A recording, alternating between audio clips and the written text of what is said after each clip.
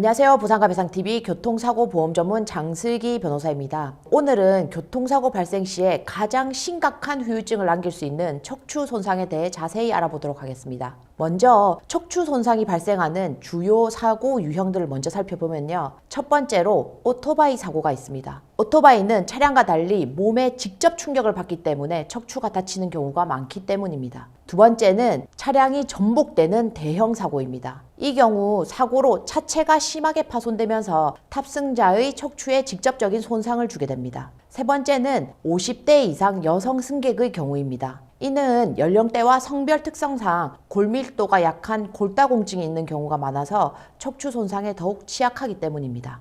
이러한 사고로 척추 손상이 발생했을 때 치료 방법은 크게 수술적인 치료와 보전적 치료로 나눌 수 있는데요. 예를 들어서 요추 3번, 4번에 심각한 압박골절이 있는 경우에는 수술이 불가피합니다. 이때 수술로 뼈를 고정하게 되면 이로 인해 많게는 32%의 장애율이 인정되기도 합니다. 반면에 척추뼈의 압박률이 20%에서 30% 이하인 경우에는 보통은 보전적 치료를 하게 되는데요. 이 경우 장애 판정은 조금 더 복잡해집니다. 보통 한 개의 척추만 압박골절된 경우에는 9.6%, 두 개 이상이면 16% 정도의 노동능력 상실률이 인정되는 것이 일반적입니다. 여기서 매우 중요한 점을 말씀드리겠습니다. 특히 50대 이상의 여성분들의 경우 보험사에서는 골다공증을 이유로 무조건적으로 장애율을 낮추려고 하는 경향이 있는데요. 보통은 골다공증이 심각한 경우가 아니라면 이런 보험사의 주장을 그냥 받아들여서 합의하시면 절대 안 됩니다. 또한 진단서상의 표현 방식도 매우 중요합니다.